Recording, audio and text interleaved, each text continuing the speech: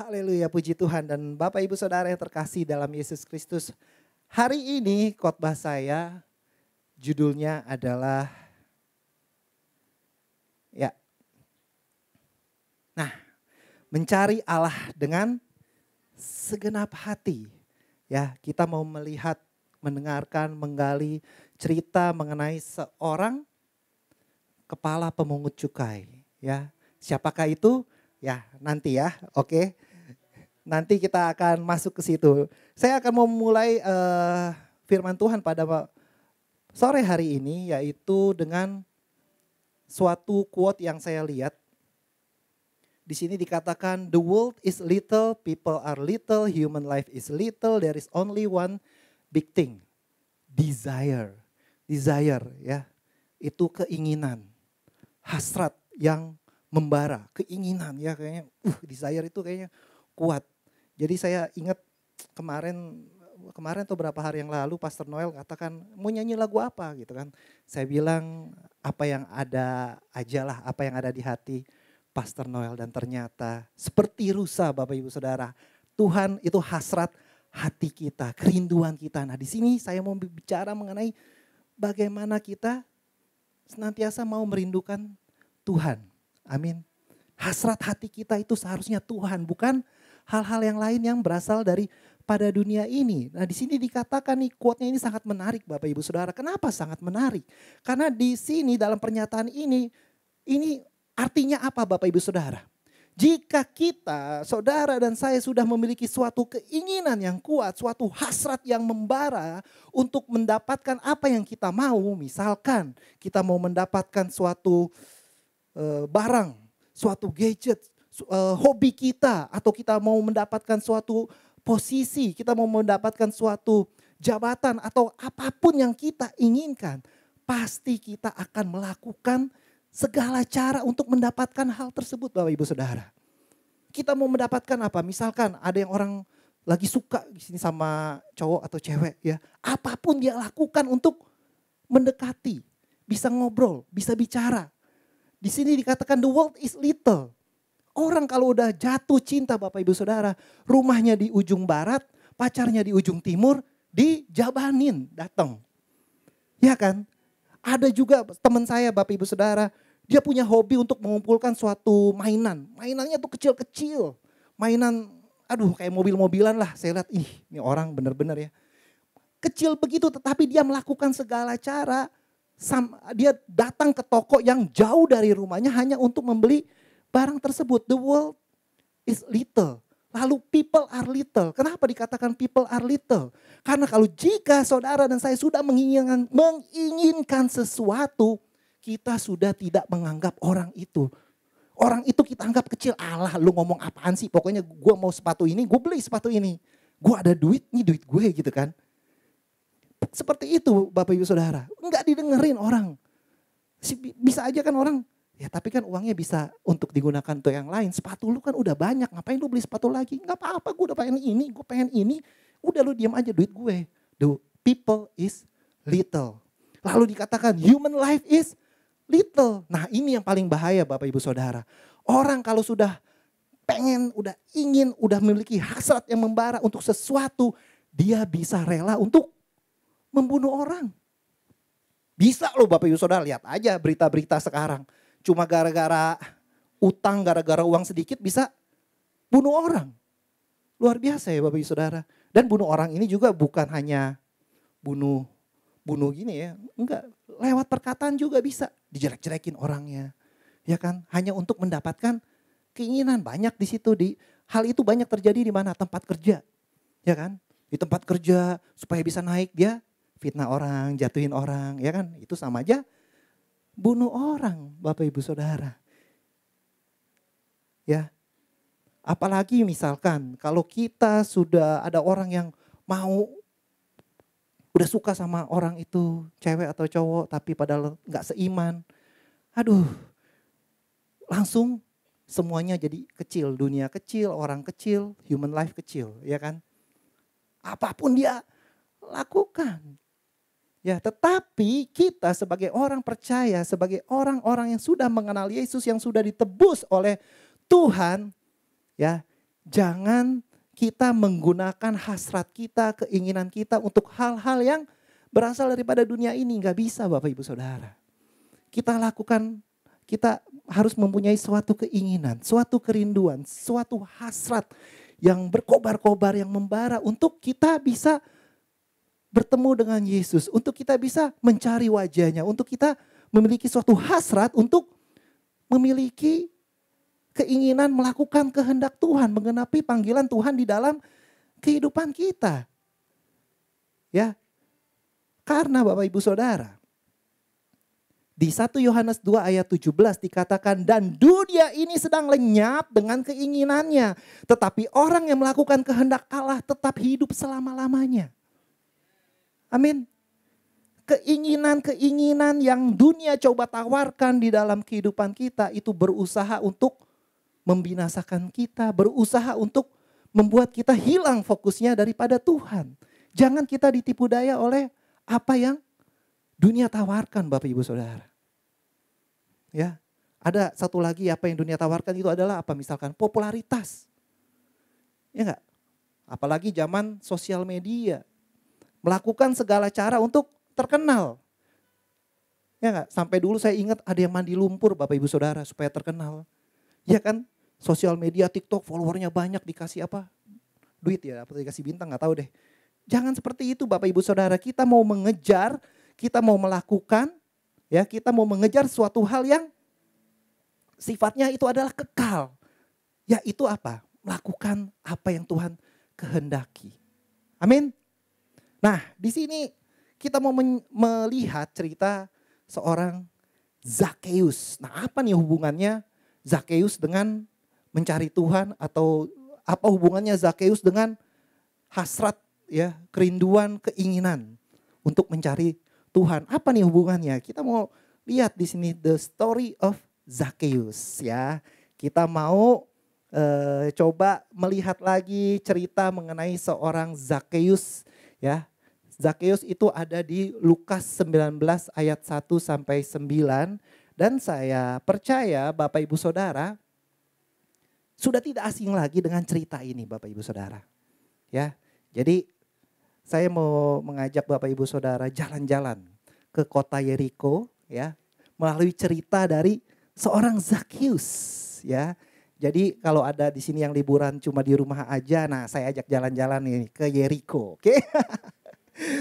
Oke, Zakheus, Yeriko. Nah, kita buka di Lukas 19 ayat 1 sampai dengan 2. Demikian firman Tuhan, saya akan bacakan ya Bapak Ibu Saudara. Ini versi terjemahan baru 2 TB2. Jadi jika Bapak Ibu Saudara mungkin Alkitabnya udah buluk-buluk, udah kayaknya udah gak kelihatan tulisannya, beli Bapak Ibu Saudara terjemahan baru 2. Oke, saya akan bacakan Lukas 19 ayat 1 sampai dengan 2. Demikian firman Tuhan. Yesus masuk dan melintasi kota Yeriko. Nah, jalan-jalan kan ke kota Yeriko. Di situ ada seorang bernama Zakheus, kepala pemungut cukai, dan ia orang yang kaya. Jadi Bapak Ibu Saudara, sebelum kita masuk lebih dalam lagi dalam ceritanya si Zakheus, kita mau mengenal dulu nih siapakah Zakheus. Oke, di dalam Lukas 19 ayat 1 sampai dengan 2 ini ada 4 hal yang kita tahu, apa yang saya mau coba uraikan mengenai siapa itu Zakheus Bapak Ibu Saudara. Ya, Zakheus itu sudah pasti tinggal di Yeriko. Dia ada di Yeriko, dan menurut para ahli sejarah Alkitab ya, menurut ahli sejarah kota Yeriko itu termasuk kota yang makmur, kota yang sejahtera, kota yang maju.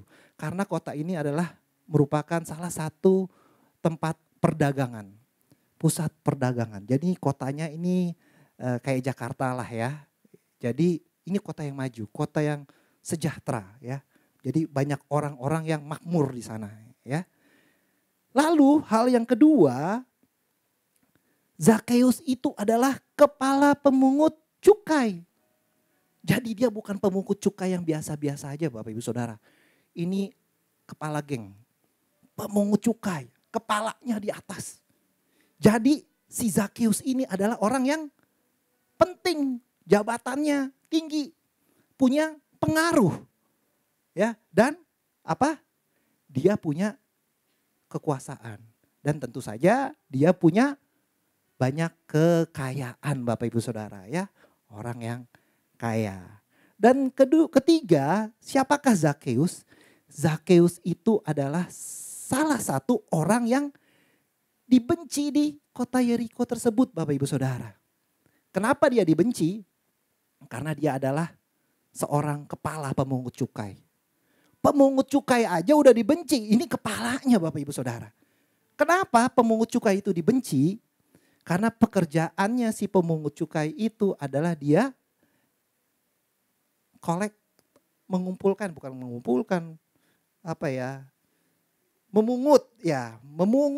memungut, menagih cukai atau pajak dari rakyat, dari bangsanya sendiri untuk diberikan kepada yang memerintah dulu adalah Roma.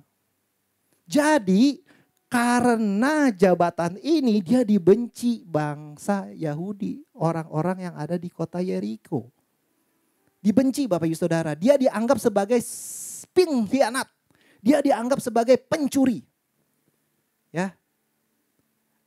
Dan karena Zakeus dibenci, dia adalah orang yang kesepian, kasihan, gak ada teman. Temannya mungkin bisa dihitung sama jari kali ya. Dia terisolasi, dia terkucil, dia menyendiri, sendiri, sepi gitu kan. Jadi ini siapakah Zakeus? Nah ini Bapak Ibu Saudara, ini Zakeus. Oke, dan selanjutnya kita mau melihat apa sebenarnya yang dilakukan oleh Zakeus. Apa sebenarnya yang diinginkan Zakeus. Kita udah tahu nih Zakeus ini kepala pemungut cukai. Dia orang yang memiliki jabatan yang penting. Dia adalah orang yang kaya. Orang yang memiliki segalanya. Kalau kita bisa katakan seperti itu Bapak Ibu Saudara. Ya, tapi dia juga adalah orang yang dibenci dan orang yang sendiri, kasihan, sepi ya.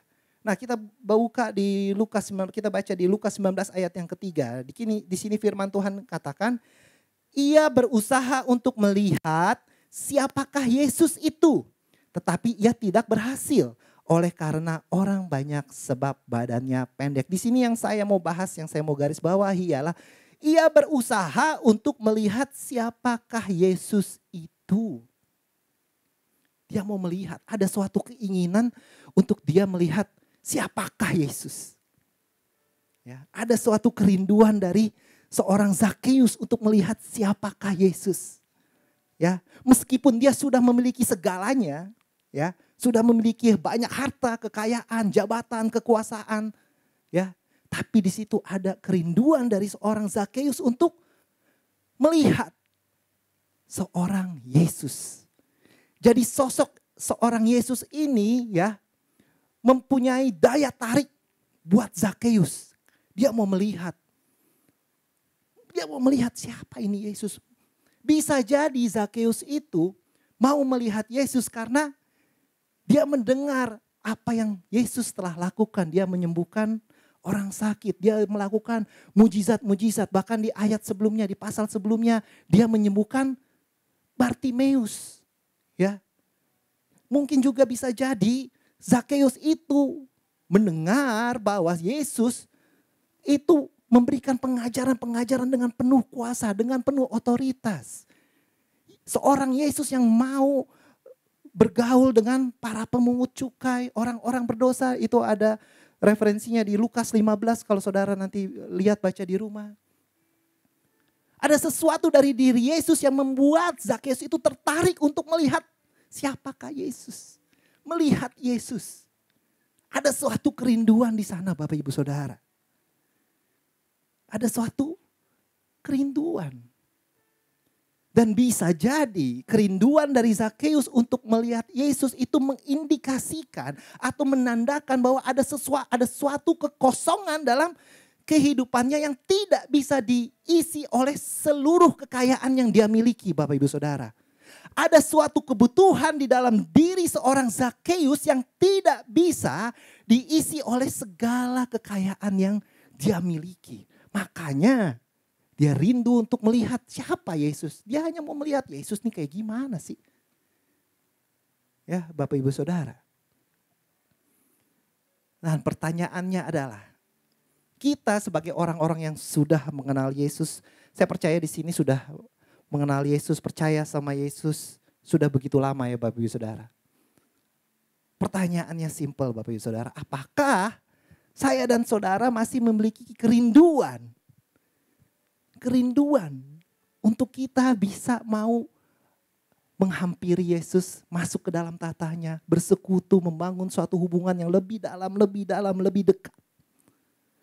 Apakah masih ada kerinduan tersebut Bapak Ibu Saudara? Suatu hasrat, bukan hanya sekedar hasrat, tapi hasrat yang menggebu-gebu, membara untuk kita bertemu Tuhan, untuk kita bersekutu sama Tuhan, melakukan kehendak-Nya. Apakah masih ada Bapak Ibu Saudara? Tanyakan kepada tetanggamu, apakah masih ada kerinduan itu? Tetangga yang lain, apakah masih ada kerinduan itu? Ya. Karena biasanya ya Bapak Ibu Saudara, ya semakin kita lama menjadi orang Kristen, ya kasih kita telah menjadi dingin. Ada hal-hal lain ya yang menggantikan Yesus sebagai yang terutama dalam kehidupan kita. Hasrat kita bukan lagi Yesus, hasrat kita bukan lagi untuk menggenapi kehendaknya atau menggenapi panggilannya. Ya. Ada hal-hal yang lain yang sudah menggantikan hal tersebut. Bahkan kehidupan kekristenan kita hanya rutinitas belaka. Ya. Tidak ada lagi suatu dorongan di situ, tidak ada lagi suatu kerinduan di situ. Kita bisa melayani tapi nggak ada suatu kerinduan untuk melihat Tuhan itu bekerja di tengah-tengah kita, di antara kita. Kuasanya itu dimanifestasikan dalam setiap pelayanan yang kita lakukan. Tidak ada Bapak Ibu Saudara. Paling sekali-sekali misalkan kalau ada KKR, nah itu kan aduh Tuhan bekerja. Saya percaya orang sakit disembuhkan gitu kan. Atau kita melakukan misi itu biasa menggebu-gebu ya. Jangan hanya one time event Bapak Ibu Saudara. Tapi dalam setiap apa yang kita lakukan harus ada kerinduan tersebut. Kasih kita tidak boleh menjadi dingin. Di sini saya melihat Mazmur 42 ayat 2. Ini luar biasa Bapak Ibu Saudara. Saya akan bacakan. Jiwaku haus akan Allah yang hidup. Bilakah aku boleh datang melihat wajah Allah? Ada suatu kerinduan yang luar biasa dari pemazmur ini Bapak Ibu Saudara.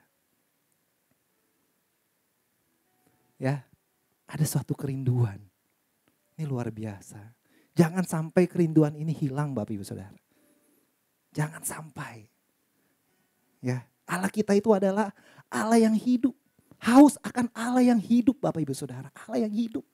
Allah yang mendengarkan kita. Allah yang menjawab setiap doa-doa kita. Haleluya.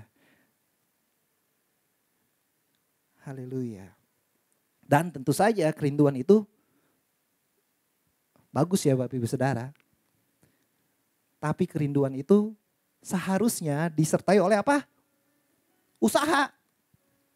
Orang rindu tapi gak melakukan apa-apa gimana? Coba misalkan suami saudara atau istri saudara bilang, aduh sayang rindu nih, kangen nih. Tapi gak melakukan apa-apa. Ya gak? Itu sama aja apa? Omong kosong, berandai-andai, hanya menghayal. Jadi kerinduan itu seharusnya disertai dengan usaha. Kalau kita bilang kita rindu untuk melakukan kehendak Tuhan, jangan cuma sebatas rindu Bapak Ibu Saudara, tapi kita lakukan. Jika kita bilang kita rindu bersekutu sama Tuhan, mari masuk ke dalam ruang doa kita berdoa, bersekutu sama Tuhan. Ya. Jadi kerinduan itu selalu diikuti dengan suatu tindakan atau usaha untuk mewujudkannya. Jadi jangan bilang kita rindu kalau kita tidak mau mewujudkan hal tersebut Bapak Ibu Saudara. Harus diwujudkan Bapak Ibu Saudara. Ya. Jika ada kemauan pasti ada jalan. Jika ada kerinduan pasti ada jalan. Ya enggak? Orang kalau misalkan bilang kangen, ya udah kangen banget nih ya, datang. Walaupun rumahnya saling berjauhan gitu kan. Atau misalkan suami istri, suaminya lagi dinas kemana gitu kan. Duh kangen nih, pulang gitu kan. Harus ada sesuatu usaha untuk mewujudkannya. Orang yang rindu pasti ada usaha, ada effort ya. Ada suatu tindakan untuk dia bisa mewujudkan kerinduannya tersebut. Ya enggak? Nah inilah yang dilakukan oleh Zakeus. Wah ini luar biasa nih Zakeus nih. Kita baca di Lukas 19 ayat yang ketiga sampai dengan keempat. Saya akan bacakan.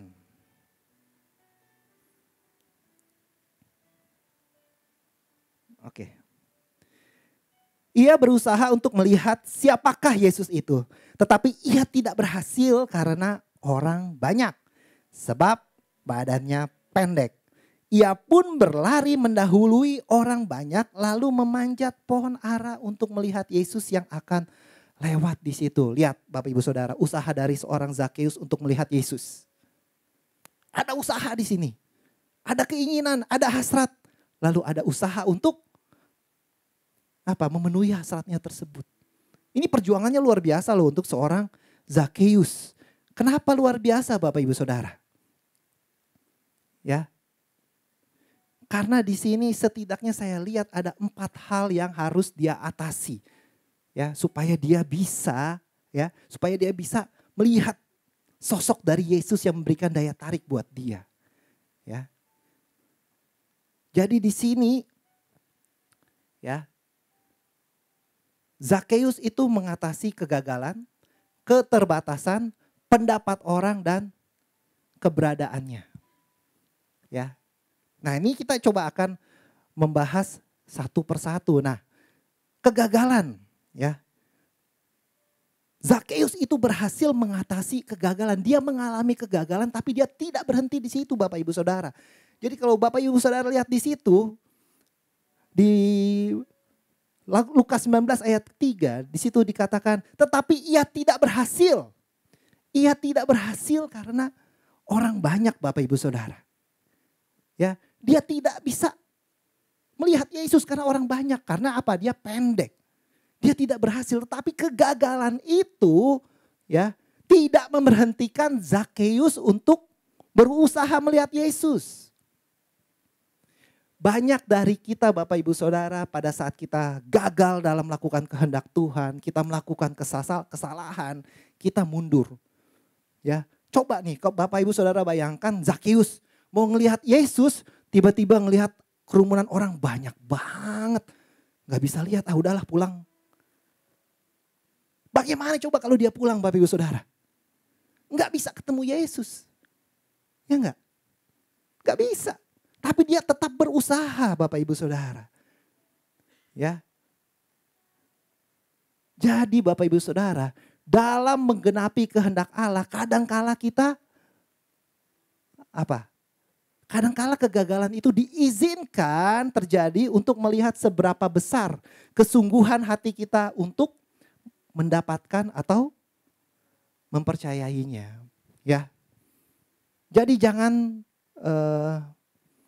anti dengan namanya kegagalan. Ya, saya percaya Bapak Ibu Saudara udah tahu hal itu. Tapi di sini saya mau tekankan lagi, kegagalan itu bisa jadi karena kesalahan kita, bisa jadi kita nggak ngelakuin kesalahan apa-apa tapi gagal Bapak Ibu Saudara. Dan itu jangan membuat kita patah hati, tawar hati, jangan kita menjadi kecewa sama Tuhan atau sama orang sekitarnya. Jadi kita mundur dari apa yang Tuhan ingin kita lakukan.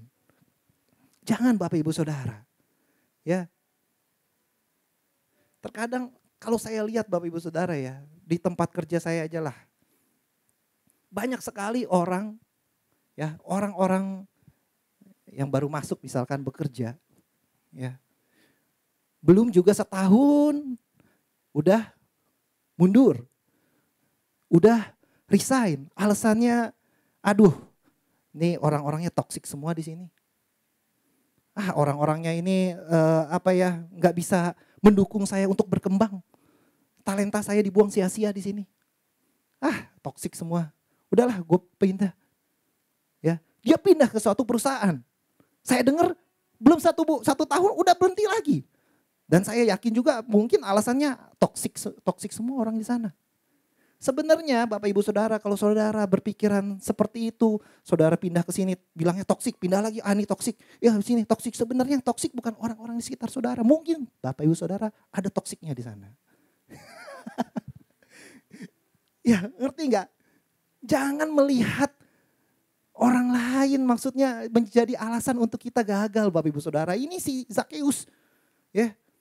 Dia tidak berhasil karena apa dikatakan di sini? Karena orang banyak. Dia bisa aja menyalahkan nih orang banyak, ngapain sih ngumpul-ngumpul di sini? Minggir gitu kan. Ngapain sih lu pada di situ gitu kan? Nah, begitu juga kita Bapak Ibu Saudara. Jangan mudah menyerah. Ya, jangan dikit-dikit ngomongnya toksik. Aduh, ampun. Ya. Jadi harus punya komitmen itu Bapak Ibu Saudara. Kesetiaan, loyalitas. Ya. Kalau memang ada Tuhan tempatkan saudara di situ, tetap di situ. Biar Tuhan proses saudara di situ, biar saudara lebih lagi dibentuk Tuhan supaya dipakai Tuhan di situ supaya bisa saudara menjadi saksi yang hidup di situ Bapak Ibu Saudara. Gitu ya Bapak Ibu Saudara. Jadi tetap berdiri, tetap percaya sama Tuhan Bapak Ibu Saudara. Ya.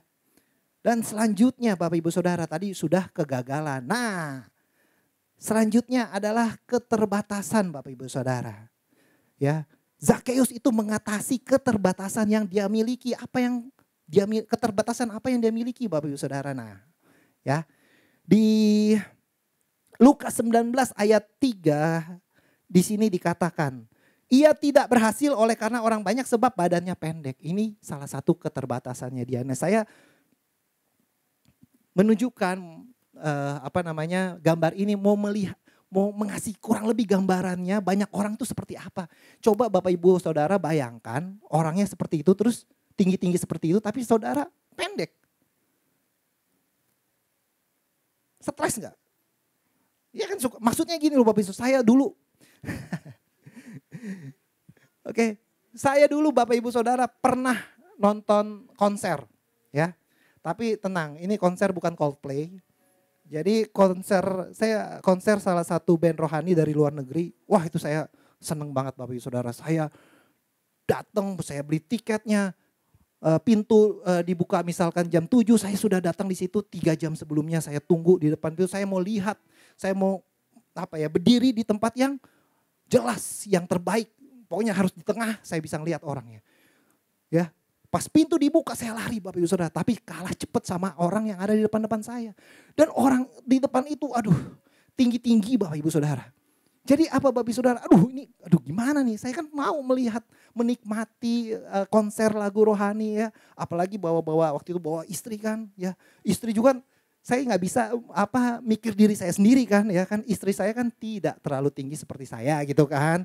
Jadi ya Bapak Ibu Saudara saya harus mencari posisi yang baik nih ya. Posisi yang baik.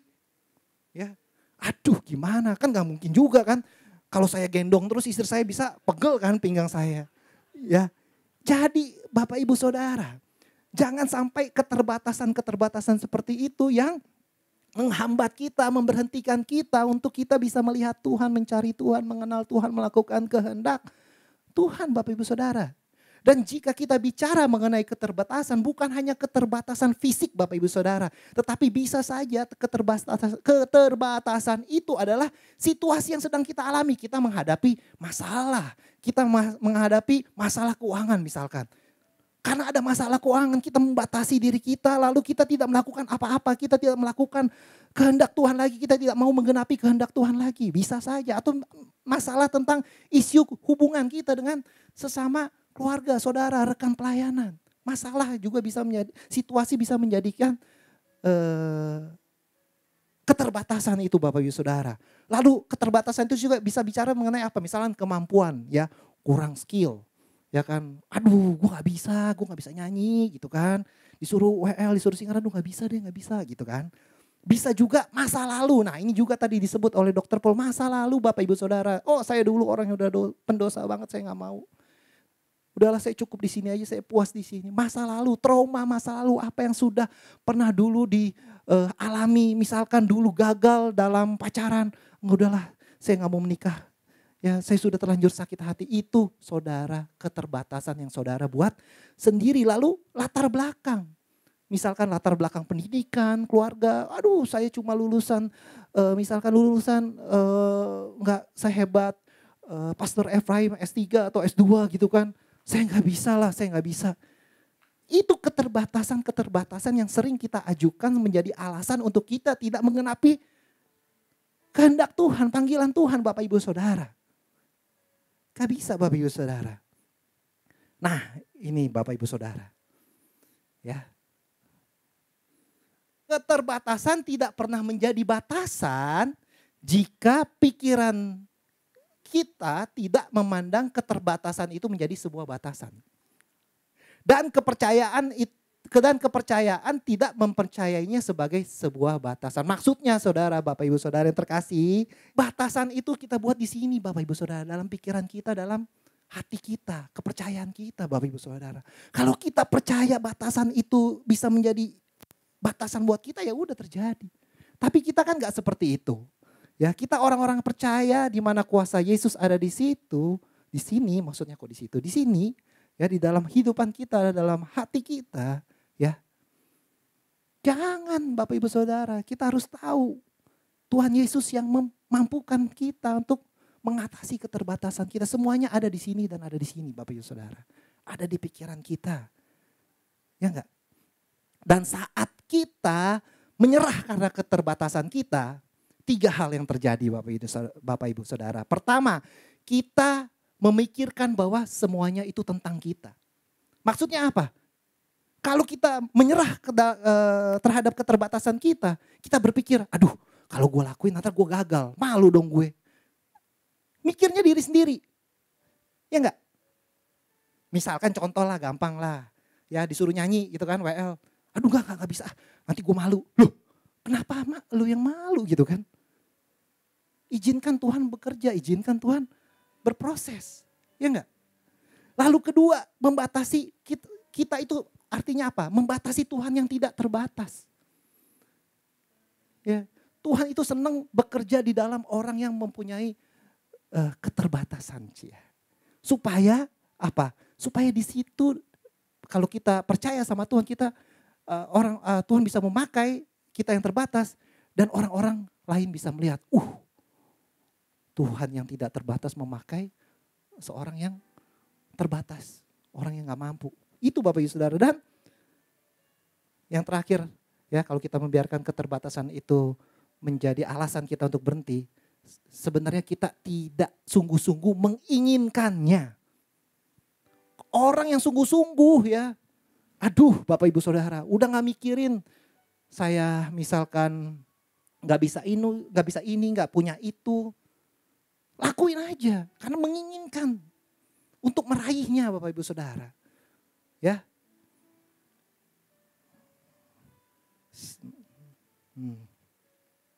Ya, jadi seperti itu Bapak Ibu Saudara. Jadi saya ceritalah sedikit. Di tempat kerja saya Bapak Ibu Saudara ya. Suatu saat itu ada lomba jingle. Ya. Ini lomba jingle ini mungkin ada beberapa orang yang sudah saya ceritain. Saya ada lomba jingle Bapak Ibu Saudara. Kamu bayangin jingle perusahaan gitu ya. Mars perusahaan. Disuruh Bapak Ibu Saudara sama bos saya, bikin dong, bikin. Wih, bikin. Saya bilang saya gak bisa nyanyi. Bukan gak bisa nyanyi. Nyanyi juga gak bagus-bagus banget, gak bisa main musik. Ya udah akhirnya singkat cerita, oke, nyanyi. Oke, saya buat lagunya. Saya buat lagunya Bapak Ibu Saudara. Dan lagu pertama, kan ada rekan-rekan yang mendukung. Maksudnya nanti mereka yang akan nyanyiin. Nih gue punya lagu. Nah ini saya buat lagunya ini penuh pergumulan Bapak Ibu Saudara. Karena dulu saya masih naik motor, ya setiap ada nada-nada yang baru saya rekam di handphone gitu kan. Terus saya doa loh Bapak Ibu Saudara. Ya setiap pagi misalkan udah selesai itu Tuhan berikan hikmat, saya bikin lagu udah. Saya kasih nih lagunya nih, gue nyanyiin. Lagu pertama saya dengarkan kan, lalu mereka bilang apa? Mereka menahan ketawa Bapak Ibu Saudara. Menahan ketawa bukan saking bagusnya, saking jeleknya sampai dia bilang, Bek, gue mau dibayar berapapun ya, berapa miliar pun gue gak mau nyanyiin lagu lu katanya. Wah sedih saudara, seorang teman ngomong begitu, sedih Bapak Ibu Saudara, sedih. Udah tinggal berapa hari, 2 hari atau 3 hari untuk harus udah dilombain. Akhirnya saya gak nyerah, Wah, saya doa Bapak Ibu Saudara, semalaman cari. Akhirnya jam berapa tuh, jam 3 pagi lah, jam 3 atau setengah 4 pagi.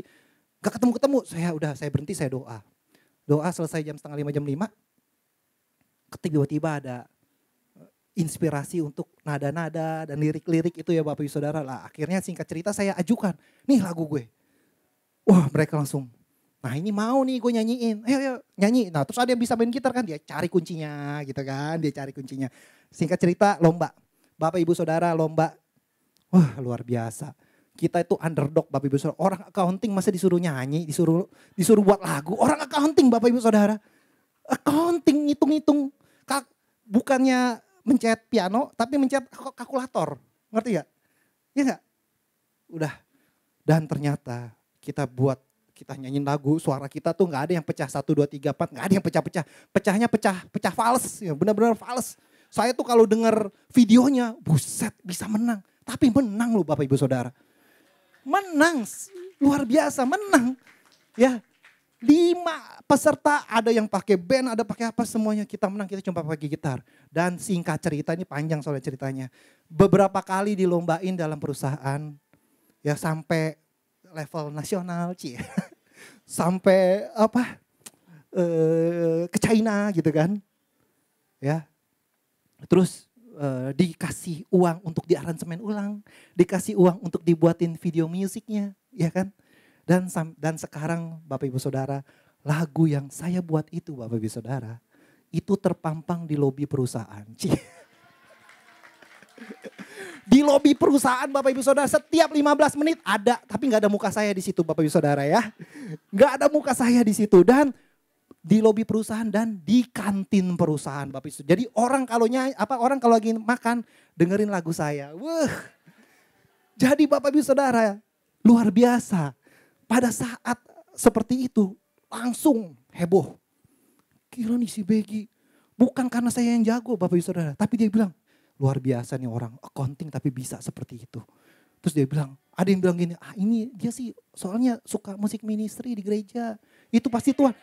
Beneran Bapak Ibu Saudara. Ya, dulu.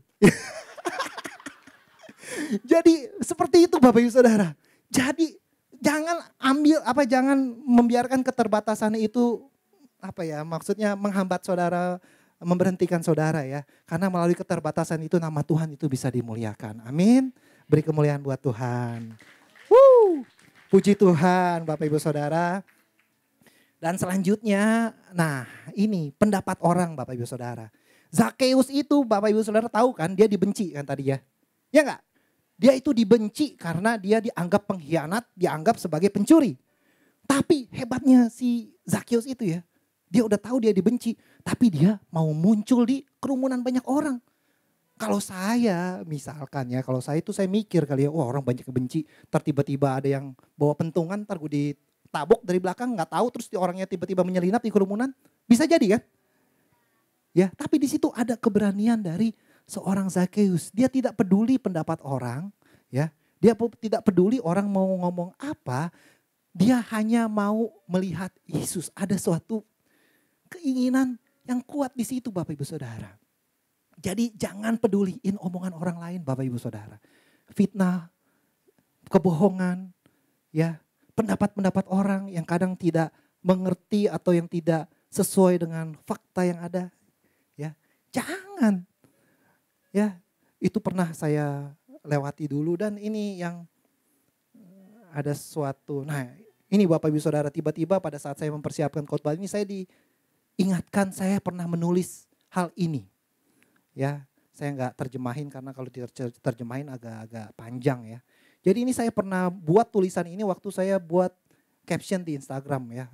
Jadi saya tuh kalau buat caption di Instagram suka lama, itu istri saya tahu, dia ngapain sih ngeliat handphone mulu, lo ngapain sih? Dilihat Instagram gitu kan, mau nulis apa sih lama banget gitu kan.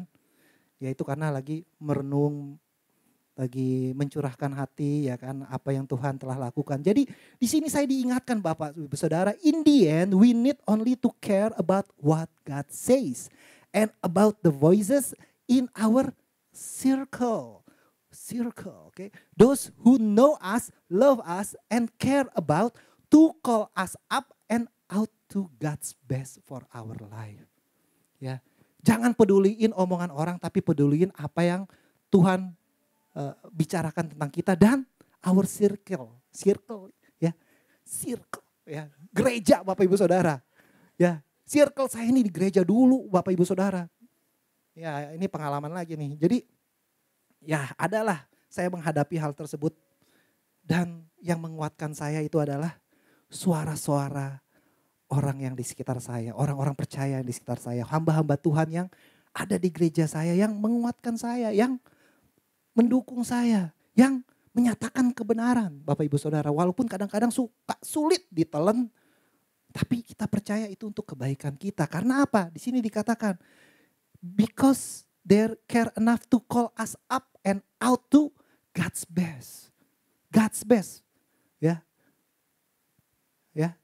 Bukan untuk kepentingan mereka, tapi mereka membawa kita untuk apa? Supaya kita bisa hidup menikmati hal yang terbaik yang Tuhan telah sediakan buat kita. Itu Bapak Ibu Saudara, penting ya. Oke. Dan yang terakhir adalah bicara mengenai keberadaan diri. Ya, keberadaan diri ini maksudnya apa? Nah, ini saya bacakan di Lukas 19 ayatnya yang keempat nih Bapak Ibu Saudara. Ya, ia pun berlari mendahului orang banyak lalu memanjat pohon ara. Nah, di sini memanjat pohon ara Bapak Ibu Saudara.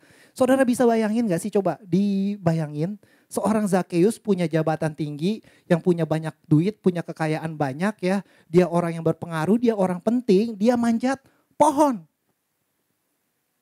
Ini maksudnya apa Bapak Ibu Saudara?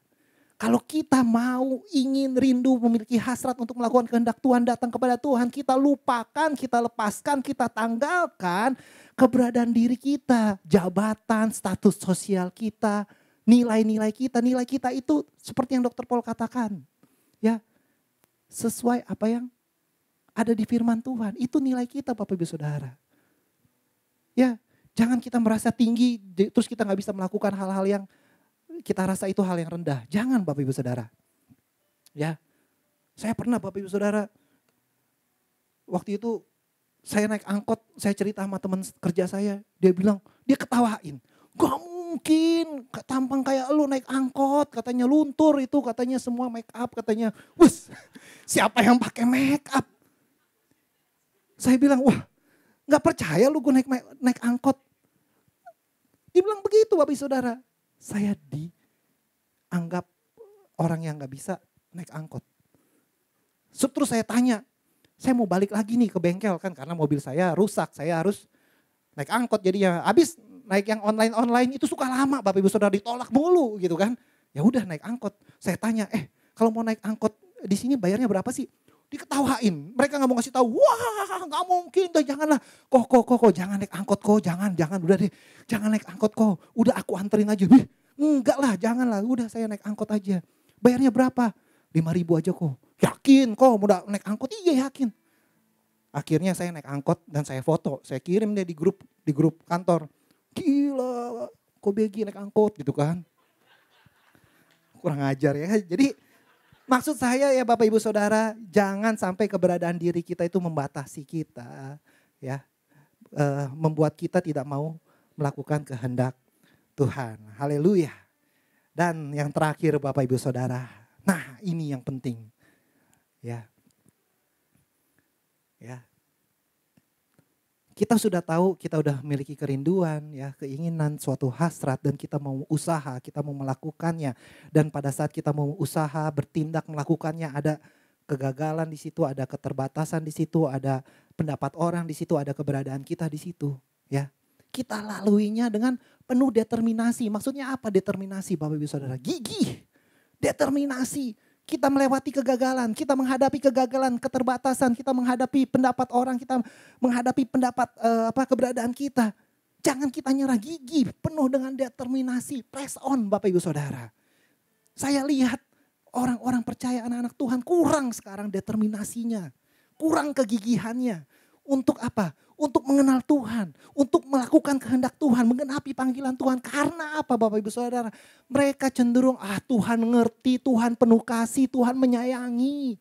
Saudara, Bapak Ibu Saudara, ya, Kita yang sudah dikasihi, yang sudah ditebus Bapak Ibu Saudara, seharusnya hal itu menjadi suatu dorongan buat kita untuk melakukan lebih. Jangan kita maunya nerima saja tapi tidak mau memberi. Memberi buat Tuhan, memberi untuk sesama. Ya, harus ada determinasi. Di sini Filipi 3 ayat 14 katakan, dan berlari-lari kepada tujuan untuk memperoleh hadiah, yaitu panggilan surgawi Allah dalam Kristus Yesus. Berlari-lari, bahasa Inggrisnya saya suka, press on. Kejar terus, tempel terus Bapak Ibu Saudara. Ya, susah, gagal, jatuh, tempel terus. Lakukan terus, ada kerinduan itu, determinasi. Jangan cuma ngejar pacar baru ditempel terus gitu kan. Ya, ada sesuatu misalkan mau naik gaji ditempel terus bosnya. Jangan Bapak Ibu Saudara, tempel sumbernya. Iya enggak sih? Iya dong, kalau mau pasangan hidup tempel Tuhan dulu baru tempel. Ya, tempel Tuhannya dulu. Press on. Ya, penuh kegigihan, persisten, determinasi. Gitu kan. Ya itulah, itu yang pernah saya lewati juga. Kadang-kadang ada masalah kehidupan terjadi. Aduh, lemes, sakit penyakit, ada masalah kadang-kadang membuat kita lemes. Tapi terus determinasi. Orang-orang di sekitar kita akan menguatkan kita. Tuhan yang akan menguatkan kita. Dan pada akhirnya Bapak Ibu Saudara, singkat cerita. Ya, akhirnya Zakheus bisa melihat Yesus. Karena determinasinya yang luar biasa. Bukan cuma melihat Bapak Ibu Saudara. Tuhan Yesus memanggil nama Zakheus. Zakheus. Wih, awalnya cuma mau melihat. Terus dipanggil namanya. Bayangin saudara. Saudara cuma mau lihat nih, misalkan saya nonton konser. Aduh, mau menikmati, tiba-tiba orang yang nyanyinya manggil nama saya. Begi, wih. Waduh, langsung lari ke panggung Bapak Ibu Saudara. Gitu kan. Iya, bayangin.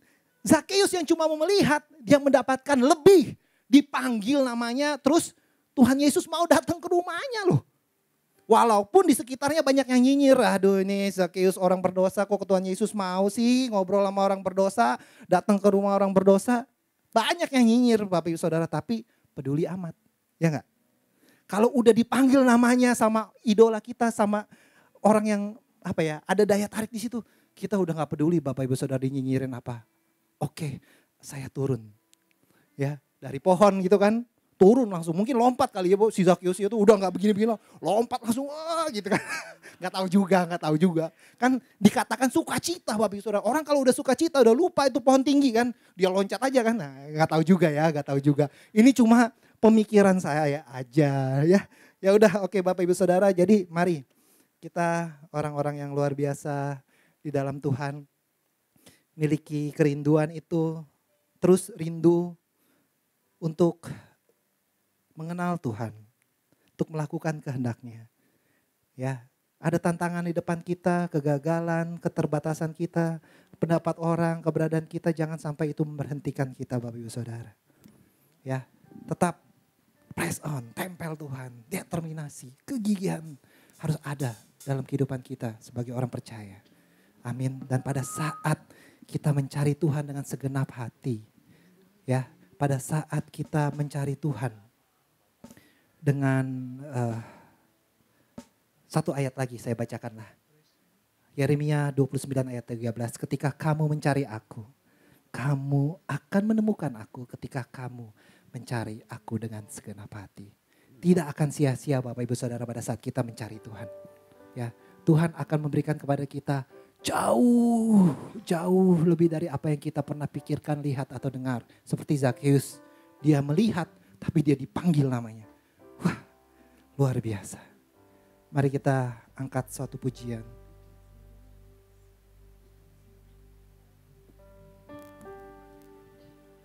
Haleluya. Because He lives, I can face tomorrow. Haleluya. Terima kasih Tuhan. Because He lives. Kau adalah Allah yang hidup Tuhan. All fear Kami tidak perlu takut, is gone. kami tidak perlu khawatir Tuhan, karena Engkau Allah yang beserta dengan kami. Because Karena I kami tahu Tuhan, Engkau yang memegang masa depan kami Tuhan. He holds Haleluya. the future. Terima kasih Tuhan. And life is worth the living just Sebab Dia hidup. because He lives. Haleluya. Sebab Dia hidup. Sebab Engkau hidup Tuhan. Ada hari esok Tuhan. Hari esok Tuhan yang penuh dengan pengharapan Tuhan. Terima kasih Tuhan untuk setiap karyamu, untuk setiap perbuatanmu Tuhan. Kami rindu Tuhan, kami rindu Tuhan. Untuk kami Tuhan dekat kepadamu, membangun suatu hubungan denganmu Tuhan. Karena kami tahu Tuhan, Engkau yang memegang kehidupan kami. Engkau yang memegang hari esok kami Tuhan. Haleluya. Puji Tuhan. Haleluya. Hidup jadi berarti sebab Dia hidup. Terima kasih Tuhan, Allah yang baik. Biar setiap kami di sini Tuhan selalu memiliki kerinduan. Memiliki kerinduan Tuhan untuk melakukan kehendak-Mu, untuk dekat kepadamu, membangun hubungan yang dalam dan dekat denganmu Tuhan. Dan biar kami Tuhan mau terus berusaha memiliki suatu determinasi yang kuat, suatu kegigihan yang kuat Tuhan. Untuk kami melakukan panggilan-Mu, menggenapi panggilan-Mu Tuhan. Apapun tantangan yang ada di depan kami, walaupun kami mengalami kegagalan, walaupun Tuhan ada keterbatasan dalam kehidupan kami, walaupun Tuhan orang berbicara yang kurang baik terhadap kami Tuhan, kami tidak mau melihat itu Tuhan, karena kami tahu, kami yakin Tuhan, orang yang mengandalkan Engkau itu tidak akan pernah dikecewakan. Orang yang mencari Engkau Tuhan, itu akan dipuaskan Tuhan. Kami percaya itu Tuhan. Haleluya. Terima kasih Tuhan. Dan biar kasih daripada Allah Bapa, damai sejahtera daripada Tuhan Yesus Kristus, dan persekutuan yang manis dengan Roh Kudus senantiasa menyertai mereka dari hari ini sampai selama-lamanya. Haleluya. Di dalam nama Tuhan Yesus hamba-Mu telah berdoa. Setiap kita yang percaya sama-sama katakan amin. Puji Tuhan. Haleluya. Puji Tuhan, ibadah telah selesai. Selamat sore Bapak Ibu Saudara, dan Tuhan Yesus memberkati. Haleluya.